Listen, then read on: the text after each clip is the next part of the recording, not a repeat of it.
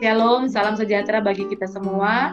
Pada saat ini ketemu lagi kita dalam program Blessing Behind the Social Distancing, di mana program ini dibuat khusus untuk kita menyaksikan kemurahan kebaikan Tuhan di masa-masa social distancing pada saat pandemi COVID-19 yang terjadi saat ini. Walaupun keadaan di sekitar kita saat ini masih harus tetap tinggal di rumah, mungkin ada orang-orang yang sudah merasakan kesusahan, kekurangan di tengah-tengah keadaan ini. Namun, saya percaya kita semua masih punya kebaikan-kebaikan yang Tuhan berikan dalam kehidupan kita. Dan buktinya, sudah bersama dengan saya ada seorang ibu yang mempunyai segudang kesaksian tentang kebesaran Tuhan yang terjadi di dalam kehidupannya, dan banyak hal yang akan kita dengarkan, kesaksian-kesaksian yang terjadi bagi ibu ini di masa social distancing ini. Dan kami sangat rindu mendengarkan kesaksian dari ibu, dan untuk itu kita akan langsung menyapa seorang ibu yang bersama dengan saya, dan dia akan memperkenalkan diri terlebih dahulu, dan selanjutnya kita akan mendengarkan kesaksian. Shalom, selamat malam. Shalom, selamat malam juga. Silakan perkenalkan nama, kemudian tinggal di mana, dan kemudian aktivitasnya apa. Terima kasih, senang sekali bisa bergabung di sini. Nama saya Ibu Meike Like Rantung. Saya sudah berkeluarga. Keluarga kami keluarga Lausan Rantung. Kami berdomisili di Perumahan Ritma, Kelurahan Panitibawa, Kecamatan Mapanget. Puji Tuhan, kesempatan yang baik sekali boleh join di tempat ini, dalam acara ini. Kesaksian-kesaksian yang saya alami atau keluarga saya alami di tengah wabah pandemi corona ini sungguh banyak dan luar biasa penyertaan Tuhan di dalam kehidupan kami. Kalau mau diingat kembali bagaimana penyertaan Tuhan sejak memasuki tahun 2020, sampai bisa meneteskan air mata kalau saya renungkan. Sangat luar biasa yang kami keluarga alami. Di bulan Januari tahun 2020, ada mujizat-mujizat yang Tuhan buat bagi kita orang percaya. Tentunya kita semua punya kesaksian, dan bahkan bagi kita orang percaya, mujizat itu setiap kita bernafas itu sudah mujizat. Amin. Namun dalam kesempatan ini yang rindu saya bagikan, saya saksikan adalah bagaimana ketika keluarga kami mengalami ujian, atau di mana kedua anak kami sakit. Pada bulan Januari kedua anak kami sakit, terserang flu, batuk. Tapi oleh pertolongan Tuhan, anak-anak kami bisa sembuh. Itu di bulan Januari. Dan memasuki bulan Februari, corona sedang viral di Wuhan, di Cina. Belum terdengar masuk ke negara-negara yang lain. Dan di bulan Februari itu kami keluarga mengalami lagi ujian, di mana anak kami Matthew, dia ditabrak oleh motor. Tetapi puji Tuhan, pertolongan Tuhan dahsyat. Anak ini tidak mengalami cedera atau luka apapun, tidak. Bahkan menurut bapak gurunya bisa saja ada patah tulang, tetapi setelah diperiksa, dicek oleh wali kelasnya, sama sekali tidak ada yang sakit bagian tulang pun tidak terasa sakit setelah ditanya. Dan begitu juga jika kami orang tua memeriksa anak ini, ternyata benar. Saya aminkan bahwa ada malaikat Tuhan yang melindungi anak ini ketika dia ditabrak motor dan tidak terjadi apa-apa, tidak ada luka kecil apapun. Dan saat itu kami keluarga mengucap syukur kepada Tuhan karena pertolongan Tuhan. Kemudian beberapa hari kemudian anak ini sakit. Dia mengalami demam yang cukup tinggi sampai 3 hari belum sembuh. Dan pada saat itu juga, pada hari yang ketiga kalau saya tidak lupa, suami saya pulang dari tempat kerja dalam keadaan meringis, kesakitan. Jadi sore hari dia sudah ada di rumah dan mengeluh sakit pada bagian perut. Sebagai seorang istri, tentunya khawatir dan bertanya-tanya, mungkin saja karena belum makan atau ada hal-hal lain yang membuat dia sakit perut. Namun saat itu suami kelihatannya tidak bisa menahan sakit perut. Dan selama ini dia tidak pernah sakit perut yang sampai membuat dia meneteskan air mata. Sejak sore sampai tengah malam, suami menahan sakit perut, dia tidak bisa tidur, bahkan gelisah.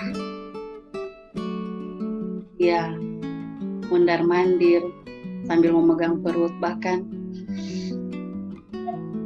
berpegang di kursi atau di mana saja yang bisa dia pegang supaya dia bisa menahan rasa sakit perutnya. Dan saya sebagai seorang istri tentunya tidak tahan. Saya ikut menderita melihat suami saya yang saat itu sangat kesakitan. Sementara dia tidak pernah memperlihatkan sakit seperti itu selama kami menikah. Dan saat itu baru saya sadar bahwa benar-benar dia sedang kesakitan. Apalagi ketika dia meneteskan air mata dan ada teriakan-teriakan yang dia paksakan untuk tidak keluar karena dia harus menahan rasa sakit. Dan saat itu saya berkata pada suami untuk berdoa tindak, karena pada saat yang bersamaan juga anak kami yang kedua, anak Matthew, dia sedang sakit panas. Jadi kekhawatiran saya saat itu benar-benar sudah di titik yang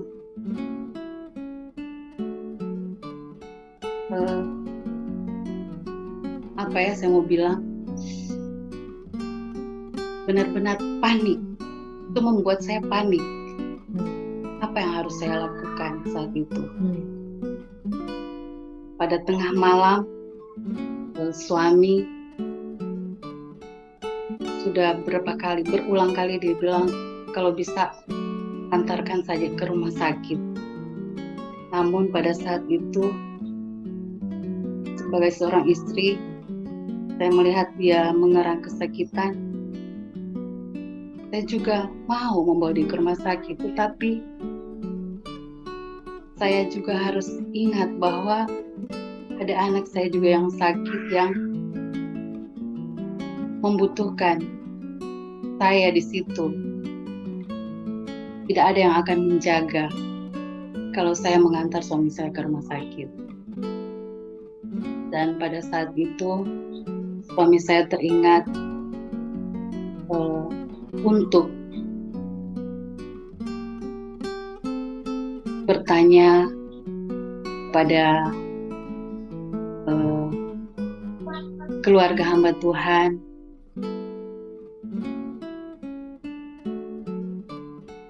untuk agar bisa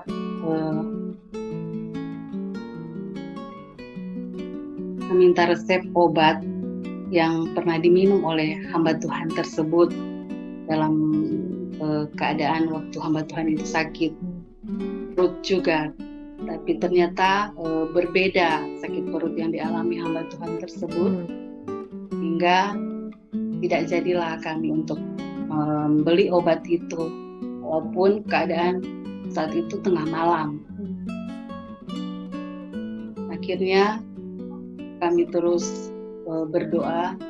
Saya tahu saat itu suami tidak bisa berdoa dengan khusyuk karena dia menahan rasa sakit, dan saya berusaha terus menenangkan dia dengan terus berbicara tentang kebaikan-kebaikan Tuhan, tentang bagaimana Tuhan luar biasa, bagaimana Tuhan sanggup menyembuhkan, tidak ada yang mustahil bagi Tuhan. Saya menghibur dia dengan kata-kata yang menyenangkan hati dia, yang bisa mensupport dia supaya dia tetap tenang. Namun karena kesakitan yang luar biasa, suami saya bolak-balik, akhirnya dia jalan, dia mau ke toilet. Pada saat itu saya pun takut terjadi apa-apa, saya ikut. Dan pada saat itu saya melihat dia belum sampai di toilet, dia sudah berpegang di satu tempat untuk mendapatkan kekuatan agar dia bisa menahan rasa sakit dan agar dia tidak terjatuh. Dia berpegang, dan saya melihat bagaimana dia menahan rasa sakit yang luar biasa. Akhirnya saya mendekati dia, saya menaruh tangan kanan saya pada bagian perutnya yang sakit, kemudian saya berdoa dan terus saya mengajak suami, kita minta ampun, kita minta belas kasihan Tuhan, agar Tuhan mau menyembuhkan suami saya. Pada saat itu saya melihat kesungguhan hati suami saya. Dia juga benar-benar berseru kepada Tuhan saat itu. Dia meminta ampun atas segala pelanggaran, dosa, kehilafan yang dia buat. Benar-benar saya melihat dia menangis. Saya juga menangis. Saya juga meminta belas kasihan Tuhan pada saat itu. Bersama-sama berdoa. Ada sekian menit, agak lama kami bergumul di dekat toilet, dan akhirnya suami saya mulai berjalan kembali ke dalam, masuk ke dalam ruang tamu, dan dia mencoba untuk duduk di lantai sambil berpegang pada sofa, dan dia mengambil bantal sofa untuk menahan perutnya, dan sambil berpegangan yang kuat dia masih mengerang, masih menahan rasa sakit perutnya. Dia pun berkata bahwa dia masih kesakitan. Saat itu saya duduk di sampingnya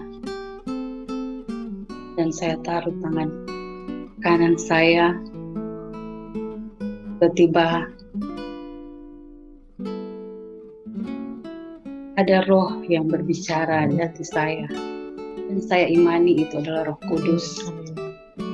Ketika roh itu berbicara dan berkata, lakukanlah doa peperangan.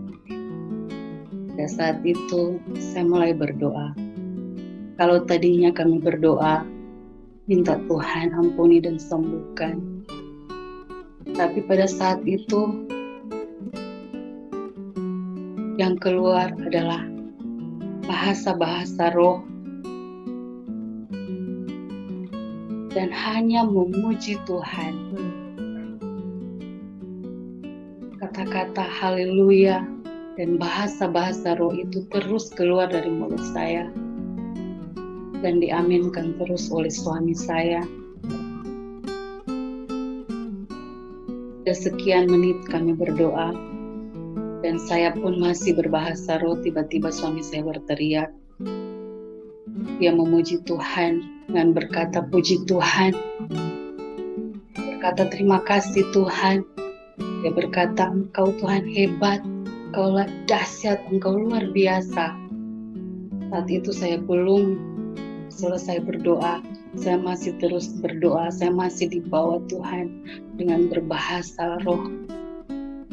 Tapi tiba-tiba saya melihat suami saya sudah berbaring, dia sudah tidak duduk lagi.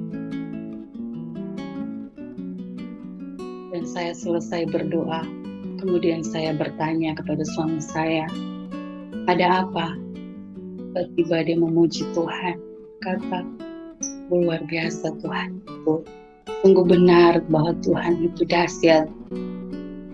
Karena ternyata pada saat berdoa peperangan, suami saya mengalami kesembuhan pada saat itu juga. Amin. Bahkan sakit itu tidak lagi ada, bahkan sampai hari ini tidak pernah lagi dia mengalami sakit perut itu. Itu adalah perbuatan Tuhan yang luar biasa bagi kami keluarga. Pada besok harinya, anak kami Matthew masih demam. Dan saya ingat hari itu hari Sabtu. Karena hari itu adalah hari untuk kampus. Jadi saya ingat sekali pagi-pagi saya sudah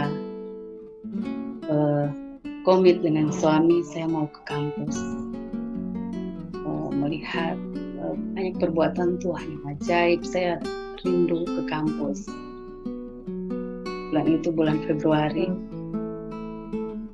Namun ternyata Tuhan berkehendak lain, karena pagi-pagi itu saya sudah mau persiapan untuk ke kampus. Matthew demam tinggi. Akhirnya suami kata Matthew harus dibawa ke rumah sakit. Dan kami mengambil keputusan untuk membawa dia ke rumah sakit. Tapi sampai di rumah sakit, ternyata saat itu rumah sakit tutup. Kemudian suami berkata akan membawa saja ke dokter spesialis anak atau dokter yang buka praktik pada hari itu. Kami membawa ke dokter dan sampai di tempat itu juga dokter praktiknya tutup. Karena menurut tetangga mereka sudah keluar. Jadi pas kami sampai mereka barusan keluar, sudah ditutup. Akhirnya kami membawa saja anak kami pulang ke rumah dan saya putuskan untuk tidak ke kampus dan mengajak suami untuk berdoa. Kita doa saja. Kita doa di rumah. Kami berdoa dan dari siang itu selesai berdoa kami beraktivitas di rumah. Yaitu sorenya heran dan luar biasa, tiba-tiba anak Matthew mengeluarkan keringat yang banyak, bahkan boleh dikata keringat yang keluar itu seperti biji jagung besarnya, karena besar-besar dan banyak sekali. Saya kaget, keluar sendiri keringat seperti itu. Dan ada sekian kali kami mengganti bajunya karena sudah basah dengan keringat. Dan pada jam 4 sore Saya heran, jam 4 sore, kenapa saya ingat jam 4 sore anak ini sudah tidak panas, keringatnya sudah selesai keluar, dan sudah tidak panas sama sekali. Suhu badannya bahkan sangat-sangat normal. Saya ingat sekali jam 4 sore karena saat itu saya akan ke Pondok Gembira. Tiba-tiba anak ini bilang, saya mau ikut, Mam, karena saya sudah sembuh. Saya di dalam hati begitu berterima kasih kepada Tuhan. Luar biasa Tuhan. Anak ini sudah sembuh